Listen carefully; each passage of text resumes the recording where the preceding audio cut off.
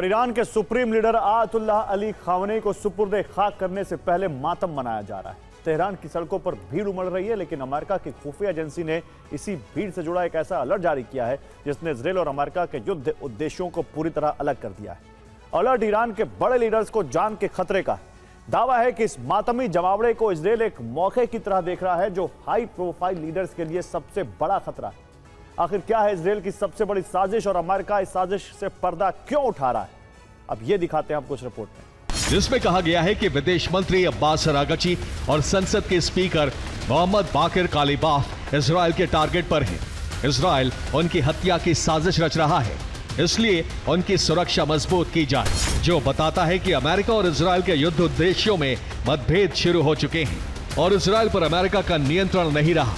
दरअसल इस समय ईरान के सुप्रीम लीडर अली खामनेई का शव तेहरान में श्रद्धांजलि के लिए रखा गया है, जहां बड़े चेहरे दिखने पर इजरायल किसी भी समय हमला कर सकता है। यहीं से 4 जुलाई को अली खामनेई का जनाजा निकलेगा और इस जनाजे में शामिल होने वाले चेहरे इजरायल के टारगेट पर रहेंगे। ये जनाजा 5 जुलाई को खुम शहर पहुंचेगा, जहां धार्मिक रस्में पूरी की जाएंगी और आशंका है कि यहां गार्डियन कमेटी के मुख्य चेहरे दिखने पर हमला हो सकता है।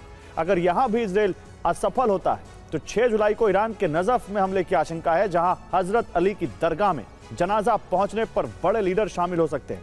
और अगर यहां भी चेहरे नहीं दिखते हैं तो मुमकिन है कि इजरायल का प्लान 7 जुलाई को करबला में सक्रिय होगा, उस समय जब इमाम हुसैन की दरगाह तक जनाजा पहुंचेगा। और अगर वहां भी इजरायल की साजिश के मुताबिक कुछ नहीं हुआ तो इंतजार रहेगा 9 जुलाई का, जब अली खामनेई को सुपुर्द खाक के लिए मशहद लाया जाएगा। यही वो जगह है जहां हमले का सबसे ज्यादा खतरा होगा। अलर्ट में सबसे बड़ा दावा यह है कि इजरायल के टारगेट पर पहले नंबर पर ईरान के नए सर्वोच्च नेता मुस्तफा खामनेई हैं, जो सत्ता और सेना को नियंत्रित कर रहे हैं। दूसरा टारगेट राष्ट्रपति मसूद पेजेश्कियान है, पर्दे के पीछे अमेरिका से डील में मुख्य किरदार निभा रहे हैं। तीसरा टारगेट ईरानी संसद के स्पीकर मोहम्मद बाकिर कालिबाफ हैं, जो प्रतिनिधिमंडल का नेतृत्व कर रहे हैं। चौथा टारगेट इसी प्रतिनिधिमंडल में शामिल विदेश मंत्री अब्बास अरागची हैं और अंतर्राष्ट्रीय कूटनीति के प्रमुख भी।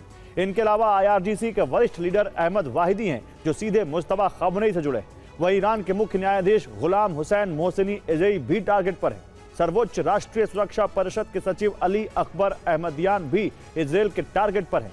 विशेषज्ञ मजलिस के उपाध्यक्ष और गार्जियन काउंसिल के सदस्य वरिष्ठ आयतुल्लाह अली रजा अराफी भी निशाने पर हैं। इनके अलावा गार्डियन काउंसिल के सचिव अहमद जन्नती पर भी खतरा मंडरा रहा है और IRGC नौसेना के कमांडर अली रजा तंगसीरी भी इजरायल के टारगेट पर है। लेफ्टिनेंट जनरल एयाल जमीर के मुताबिक इजरायली सेना की सर्वोच्च प्राथमिकता ईरान है, इसलिए सतर्क रहते हुए युद्ध में वापसी के लिए सेना तैयार रहे। और स्ट्रेट ऑफ हॉर्मुज में ईरान की मिलिट्री कमांड ने नो फ्लाई जोन जैसा अल्टीमेटम दे दिया है, यानी कि ईरान ने नया नियम बना दिया है। स्ट्रेट ऑफ हॉर्मुज अब ईरान के इशारे पर चलेगा। दूसरा रास्ता चुनने वालों को अंजाम भुगतना होगा। साथ ही हॉर्मुज में ईरान ने स्पेशल फोर्स के जरिए समंदर में घेराबंदी कर दी है। दूसरी तरफ अमेरिका ने फ्री हॉर्मुज के बदले एक बड़े प्रस्ताव की पेशकश की थी, जिसे ईरान ने ठुकरा दिया है। ईरान अपनी जिद पर अड़ा है, किसी भी कीमत पर हॉर्मुज को लेकर कोई समझौता नहीं करेगा। क्या यह किसी बड़े विध्वंस से पहले की चेतावनी है? आइए आपको इस रिपोर्ट में दिखाता हूं। ईरान की जॉइंट मिलिट्री कमांड खातम अल अनबिया ने चेतावनी देते हुए कहा कि हॉर्मुज स्ट्रेट से गुजरने वाले सभी जहाजों को ईरान के बताए रास्तों का ही इस्तेमाल करना होगा। अगर कोई जहाज ईरान के नियमों को नहीं मानता है तो उसे कठोर कार्रवाई का सामना करना पड़ेगा। ईरान ने हॉर्मुज स्ट्रेट में 2 नई शिपिंग लेन तैयार की हैं। ये लेन भी इनबाउंड और आउटबाउंड की तरह हैं। इनके जरिए फारस की खाड़ी में एंट्री और एग्जिट होती है। इन्हें लारक द्वीप और बंदर अब्बास के पास बनाया गया है, लेकिन यहां से सिर्फ ईरान की मर्जी से ही निकला जा सकता है। IRGC ने हॉर्मुज स्ट्रेट के ओमान वाले समुद्री मार्ग पर स्पेशल फोर्स की तैनाती की है, जो यहां से गुजरने वाले जहाजों की पहले से पहचान करके उन पर नजर रखेगी। इनका मकसद जहाजों के आने जाने के शेड्यूल और रूट की पहले से जानकारी इकट्ठा करना है। हॉर्मुज रूट पर तैनात स्पेशल फोर्स नौसैनिक उपकरण और हवाई प्रणाली से लैस है। हॉर्मुज को फ्री रखने के बदले अमेरिका की तरफ से बड़ी पेशकश की गई। अमेरिका ने ईरान को अरबों डॉलर का फंड रिलीज करने का प्रस्ताव दिया था। साथ ही ईरान तेल बेचकर और दूसरे संसाधनों का निर्यात करके हॉर्मुज से ज्यादा पैसे कमा सकता है, लेकिन ईरान ने अमेरिकी प्रस्ताव को स्वीकार करने से साफ इनकार कर दिया है। ईरान का साफ कहना है कि वो इस बेहद महत्वपूर्ण और रणनीतिक समुद्री मार्ग हॉर्मुज स्ट्रेट से गुजरने वाले जहाजों से टोल वसूलेगा। जिसके तहत ईरान सेंटकॉम के ठिकानों पर दबाव बनाएगा। अगर खाड़ी देशों जैसे बहरीन, कुवैत, यूएई को ये संदेश दे रहा है कि अगर वो सेंटकॉम को अपने यहां पनाह देंगे तो वो भी ईरान के निशाने पर रहेंगे। हॉर्मुज को सुरक्षा कवच में बदलना चाहता है, जहां अमेरिकी सेना की एंट्री पर ईरान के नियम लागू होंगे।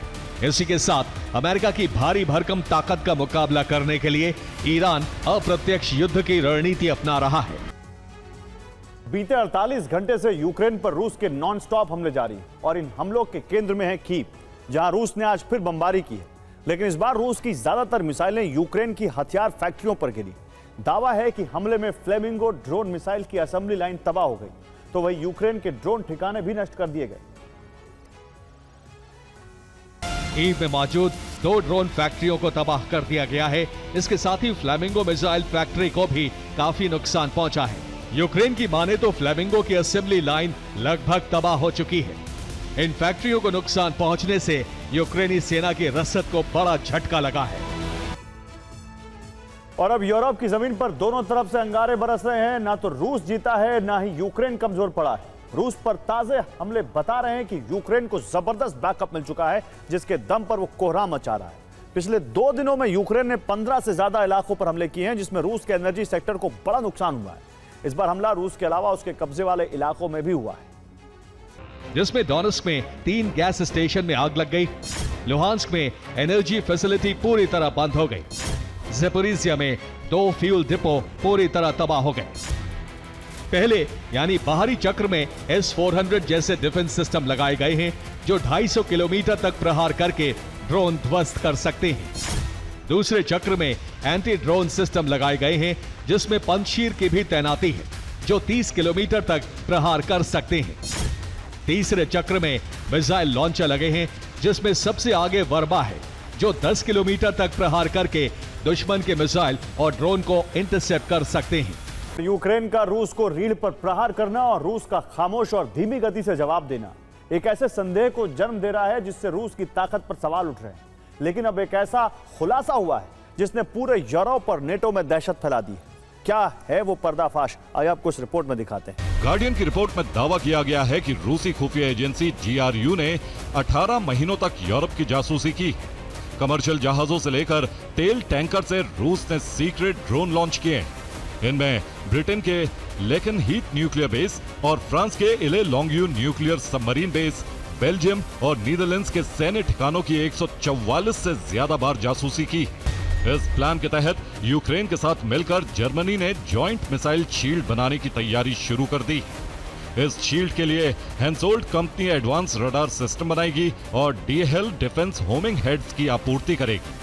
वहीं MBDA अब मिसाइलों का विकास और पेट्रियट सिस्टम का साझा उत्पादन करेगी। सैटेलाइट तस्वीर में दिख रहा ये प्लांट रूस के आला बुगा का है, जहां शाहेद ड्रोन बनाने वाली फैक्ट्री का विस्तार किया गया है। जब रिश्ता दोनों तरफ से नहीं निभाया जा रहा है, तो अमेरिका का इस एक तरफा रास्ते पर चलते रहना बेतुका है।